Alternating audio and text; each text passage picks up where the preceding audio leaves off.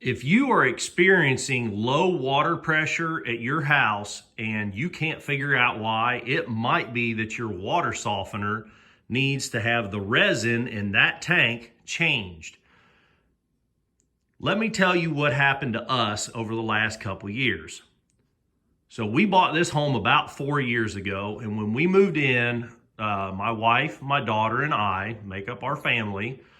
When we moved in, my wife and I would comment about the water pressure in this house and how outstanding it was. The people before us built this house, and they did a very good job with much of the design of the house. So rather than a 40 or 50 gallon water tank, they put in an 80 gallon water tank. So we never run out of hot water. They just had that installed a few months before we bought the house. Our water main comes in over here. That's that copper pipe.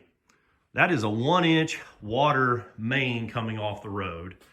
It runs through a whole house filter. They put in a bypass. They use all copper plumbing. So they did a lot of really, really good things with the water in this house. Don't mind the mess. We actually live here. So anyhow, we used to live for the last 17 years in an old farmhouse, and the water pressure was terrible there. If you were taking a shower and someone else flushed the toilet, boy, you sure knew it in a hurry. Or if you were taking a shower, you could not run laundry. But in the new house here, we would comment about how super unbelievably great it was. You could take a shower, run laundry, someone could flush the toilet. You never, ever noticed a drop in pressure. And it was great for about a year and a half, maybe 2 years. And then we started noticing that the pressure seemed like it was sort of slacking off a little bit. And we tolerated it until it got really bad recently. Over the last few months, it's just gradually gotten so bad that if I were in the shower and someone would put in a load of laundry or flush the toilet or something, the way that our shower works, and many of them do, it works on a pressure to run the water from the sort of spigot low in the tub up to the shower head. And if the pressure drops so low, the shower head clicks off. So you physically can't take a shower if the pressure drops too low. And that was happening a lot. We got to the point where we couldn't do if somebody was going to take a shower, you could not do anything else with the water. And I couldn't figure out why. And I had the water company come here. They walked through the house. They disassembled the main out at the road to make sure the meter wasn't plugged. They said, we've got phenomenal pressure at the meter. They looked at everything. Of course, there's no leaks. They suggested to me that I look at, there's a screen or something in here. I talked to a couple of plumbers that didn't seem like they were really any help. They were sort of unfamiliar with this. Well, it's an old system. You might just need to change out the whole system. Well, the more research I did, and I pulled these, there's a little screen in here. You're supposed to take it apart. I pulled this all apart, cleaned it. Everything was fine. Nothing looked clogged or anything. Put it back together, just as bad. I would bypass. I did this a few times. I thought, well, if it is this thing, I'll bypass it. It's got these valves. You can turn these valves and it bypasses the water softener. That was one of the very first things I did. And it didn't help at all. I thought, well, it could be the whole house filter has gotten clogged. So I started changing that more regularly, and it didn't matter. The whole house filter has a bypass. I would shut these valves and open that valve, or just open all 3 valves and allow water to come in, as good as I can. It didn't matter. It didn't matter what I did. I could bypass the softener, the pressure sucked. Bypass the whole house filter, the pressure sucked. It just didn't matter. I was kind of at my wit's end, and I was actually looking to replace this system, which is going to cost me, I don't know, it was over $1,000. I thought, well, last ditch thing, let me look at how this thing functions. Is it uses essentially a plastic sand. It's kind of like a sand filter. If you're not familiar with how these things work, water comes in, it goes through a plastic sand filter, and then it goes back out and up through the rest of the house. And then the salt water is used at night, typically. The thing will flush. It'll purge itself. It uses the salt water to clean the sand, and that's all the noise and the wasted water that you hear at night when the thing is cycling. It's using salt water to clean the sand and purging the system.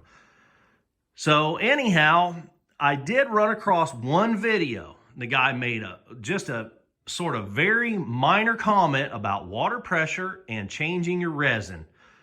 And I thought, well, maybe that's it. But I know the resin had been changed recently, sort of recently, because I found a box on the shelf that the previous homeowner had left, and it had some resin in it. It said 1/4 cubic foot of, resin or whatever the guy had handwritten on the box, and he left it here for me. I thought, well, he's just done that recently then, for that box to be there, so I wouldn't think that's the issue. And in talking to plumbers and stuff, when you start talking about changing resin, most of them look at you like you got two heads. They don't have any idea about this. So, I talked to like water supply stores, talk to, companies that sell these systems and install them and service them. And when you start talking to those people, then some of them are sort of clued into, yeah, you do need to change your resin, but you normally don't have to do it but every 10, 15 years. And a lot of times people are updating their whole system rather than changing the resin. So they're being talked into, convinced that their system is so old that it's inefficient. So just go ahead and swap out the whole system, and they don't ever change their resin. So it's not a very common thing.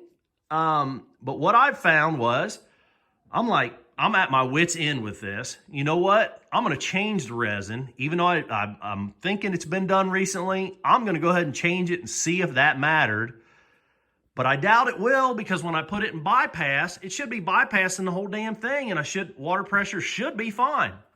So I went ahead and changed the resin, and we are back to the sort of water pressure we had when we moved in. The only thing that I can think is that resin breaks down over time. The granules actually get smaller from the abrasiveness of the material itself sloshing around as it's being used. It breaks down over time.